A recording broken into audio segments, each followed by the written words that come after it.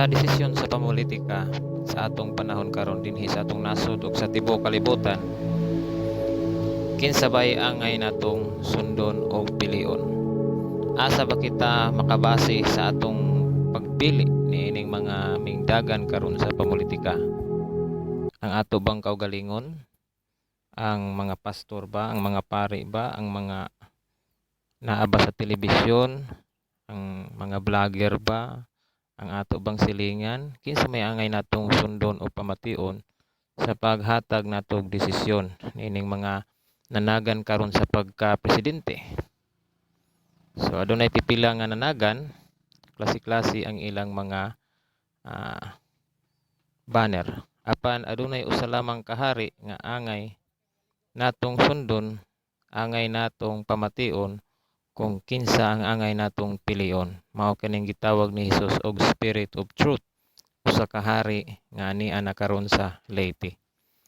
Ang espiritu sa kamatuoran gisulti ni Jesus Christ ingon nga leader sa iyahang katawhan. Matud pa diri sa John chapter 16 verse 12 and 13, I have yet many things to say unto you, but ye cannot bear them now. Howbeit when he, the Spirit of truth, is come, he will guide you into all truth. So dunay usa ka personahe matud pa ni Hesus nga iyang gipadala. Kung mangita ka karon ni Hesus, mao kini ang iyahang personal representative. Matud pa niya, gitawag kini niya nga Spirit of Truth. Unsa ba kining Spirit of Truth? Sa original nga pagkasulat sa Biblia, gitawag kini sa Griego nga pneumates aletheas. Ang pneumates aletheas nagpasabot kana nga usa ka manlalaban o usa ka personahe nga magsasangyaw, usa ka hari. So dili di ay na siya usa lamang ka hangin or usa ka gininhawa. Ang uban nga mga relihiyoso nga grupo karon, dili lang nato i-mention, nagtudlo nga kini kunong Spirit of Truth usa lamang ka hangin or usa lamang ka gininhawa. Apan kana siya nga teaching satanic kana siya. Di lang na nato i-mention sila. Ana sila daghang pamphlet karon gipang hatag sa mga balay-balay, pero sayo pang ilahang gihungit sa mga tao. So ang Spirit of Truth diri sa description ni Jesus, migamit siya sa pronoun nga he. He will guide. So sabot usa kana ka lalaki. So wa siya moingon nga she. Wa siya mo sulti nga she. So pasabot dili babae. So kanang uban nga nagtudlo karon moingon sila nga ang Spirit of Truth babae daw, sayop day na siya. Klaro diha atong makita ang pronoun nga gigamit ni Jesus, he. Ang uban nilang rason nga kana kunong pneumates aletheas, ang aletheas kuno babae kuno na. So sayop na siya. So kini siya lalaki og nagdala kini siya kingship authority og priesthood, high priest authority. He will guide you into all truth. So ang tanan nga kamatuoran ni ani ining Spirit of Truth matud pa ni Jesus.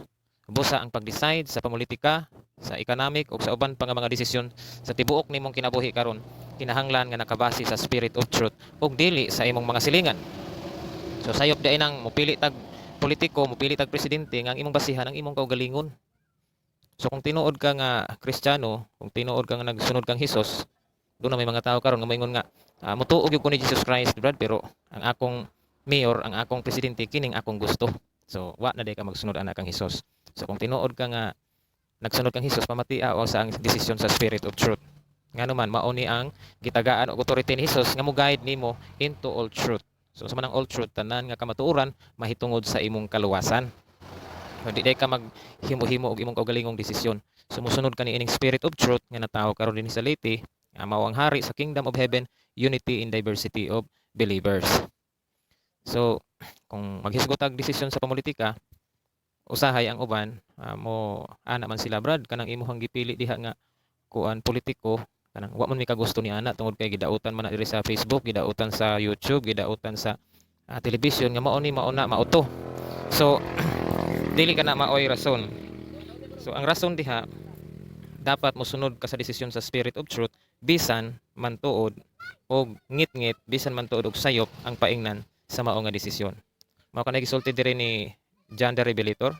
Gisuwat niya sa Revelation chapter 14, mingon siya, these are they which were not defiled with woman, for they were virgins. These are they which follow the Lamb whithersoever he goeth. These were redeemed from among men, being the first fruits unto God and to the Lamb.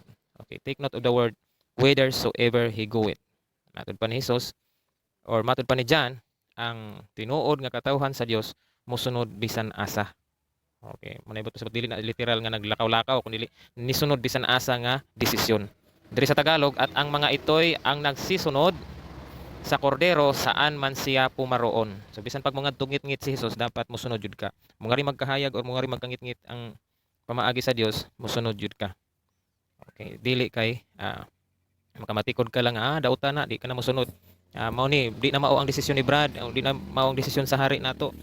So dili na maoy rason. So nigrebilde ka na ana batok sa Dios.